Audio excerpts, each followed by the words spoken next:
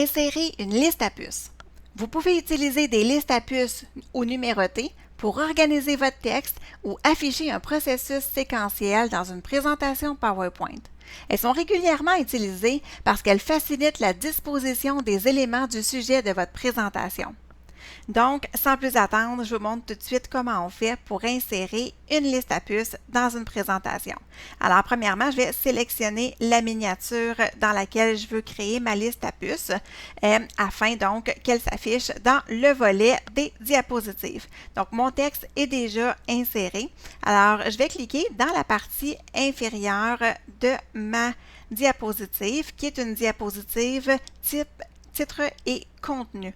Alors, remarquez que ma diapositive qui a la disposition titre et contenu contient déjà une liste à puces. Alors, c'est normal, c'est la disposition habituelle pour ce type de diapositive.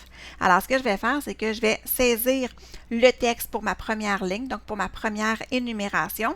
Et pour ça, je vais aller voir mon plan de présentation et je vais aller voir donc qu'est-ce que j'avais sur ma première ligne de ma diapositive numéro 4. Donc, je dois écrire une formation de 14 mois.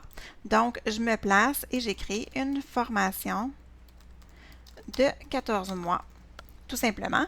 Et j'appuie sur la touche Entrée du clavier et en appuyant sur la touche Entrée, automatiquement, le point d'insertion se met sur la ligne suivante et j'ai une puce qui s'installe à la gauche.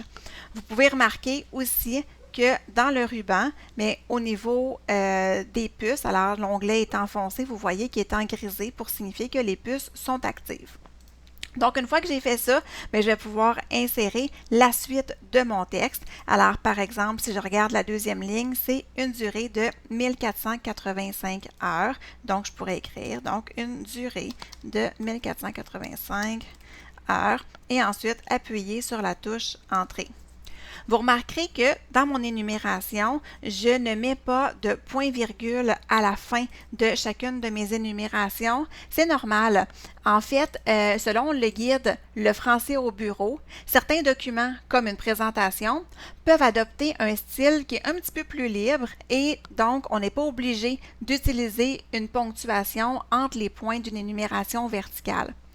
Ce qui est important de savoir, c'est que peu importe la forme que vous allez utiliser, donc soit des points-virgules ou pas, mais c'est important de demeurer constant et dans votre présentation, si vous avez plusieurs listes à puces, utilisez la même forme, donc soit avec des points-virgules ou sans points-virgules. L'important, c'est que ça soit uniforme sur chacune de vos diapositives.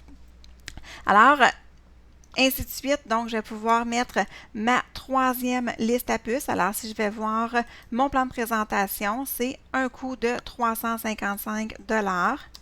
Donc, un coût de 355 $ et je peux appuyer sur la touche Entrée pour continuer ma liste à puces. Une fois que j'ai terminé, j'oublie pas de bien enregistrer pour être certaine de ne pas perdre le travail que j'ai fait. Alors voilà, c'est comme ça qu'on peut insérer une liste à puces dans une présentation PowerPoint.